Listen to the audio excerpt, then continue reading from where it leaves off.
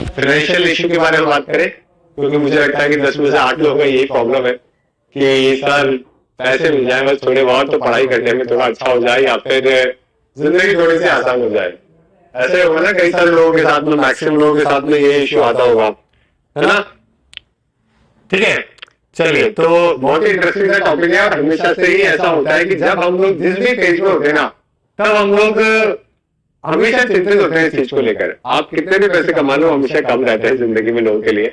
School में थे तब आपको लगता था कि जब कॉलेज में आएंगे तो कुछ करेंगे, कॉलेज में आए तो आपको लगता था कि नहीं एग्जाम क्रैक करके कुछ करेंगे, एग्जाम क्रैक करने की कोशिश करो तो लग रहा है आप कुछ हो नहीं रहा है।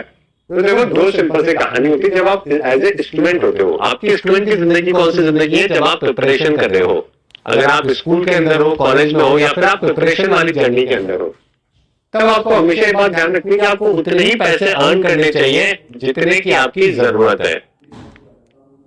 ज्यादा अर्न करने लग जाओगे तो फिर ये मान के चलो प्रिपरेशन आपकी छूट जाएगी, और फिर छोड़ने में अगर आप इंटरेस्टेड हो तो फिर छोड़ ही दो।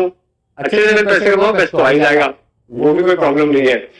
इंपॉर्टेंट ये है कि जब आप स्टूडेंट हो ना, तो आप उतने ही पैसे अर्न करो। जैसे कि फॉर एग्जाम्पल आपने 2-3 घंटे 4 घंटे के लिए आपने कोई ना कोई पार्ट टाइम जॉब है जो कि आपने ले ली। अब आप बोलोगे सर पार्ट टाइम जॉब तो मिलती नहीं है, लेकिन बहुत सारे तरीके हैं। आप किसी स्कूल में पढ़ा सकते हो, आप ट्यूशन सेंटर पे पढ़ा सकते हो, आप होम ट्यूशन वाले बहुत सारे लोग हैं जो कि 10-15% लेते हैं और आपको होम ट्यूशन अवेलेबल करवाते हैं। मैं भी कॉलेज में इनके थ्रू पढ़ा है। तो गूगल पे लिखोगे ना जैसे कि होम ट्यूटर, होम ट्यूशन इन इंदौर, तो जो आपको ऊपर के लिंक आएंगे ना, उस पर कॉल करोगे ना, तो वो आपको होम ट्यूशन अवेलेबल करवा देगा आपके एरिया में। आपको 10-15% लेगा। अब वहां पे क्या आपको पर 3,000 रुपए 4,000 रुपए मिलते हैं पर मंथ, राइट। सबको लगता है बच्चों की 5 घंटे पढ़ा लेते हैं, 6 घंटे पढ़ा लेते हैं ना, बहुत अच्छे पैसे मिल जाएंगे, लेकिन ऐसा नहीं करना चाहिए।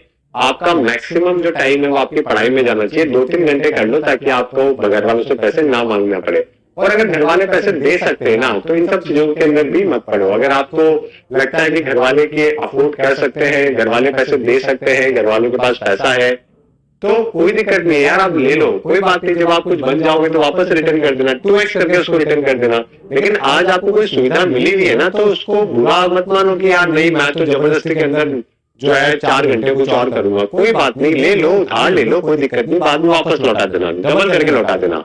ये आपके अंदर करेज होना चाहिए कि मैं ले रहा हूं तो मैं उसको 2x करके वापस से दूंगा और अच्छे तरीके से हेल्प है जो कि करूंगा। तो ये करेज आपके अंदर होना चाहिए, राइट। करेज ही नहीं है तो फिर आपको डर लगता है पैसे लेने में भी, क्योंकि आपको लगता है पता नहीं दे पाऊंगा नहीं दे पाऊंगा। ऐसा नहीं है, आप कर लोगे और बहुत अच्छा कर लोगे, समझ गए। तो बहुत सारे तरीके हैं। किसी किसी कंपनी के अंदर आप कंटेंट राइटिंग का काम कर सकते हो, बट कुछ चीजें कर सकते हो। कुल मिला के जो है इंपॉर्टेंट ये है कि 2-3 घंटे 4 घंटे आप कोई काम करो और आप अपनी प्रिपरेशन साथ में करो। 1 साल 2 साल 3 साल जब तक आपको लगता है। प्रिपरेशन के लिए भी आपको हमेशा अपना टाइम डिसाइड करना पड़ेगा कि मैं सिर्फ 2 साल दूंगा या फिर 3 साल दूंगा, समझ गए। आपको लगता है जिंदगी दांव पे लगा के नौकरी ले लोगे तो लोगे तो कोई फायदा भी नहीं होने वाला है। बेटर ये है कि आपको पता लग जाता है, खुद को कहना अंदर से फील हो जाता है कि मैं इस चीज के लिए बना हूं या मैं इस चीज के लिए नहीं बना हूं। 2-3 साल बहुत होते हैं ये चीज डिकोड करने के लिए, समझ गए। तो प्रिपरेशन करो। आपको लगता है कि ठीक है घर पे कोई दिक्कत नहीं है फाइनेंशियली, तो कोई इशू नहीं है यार, इसमें चलने दो, है ना। चलिए।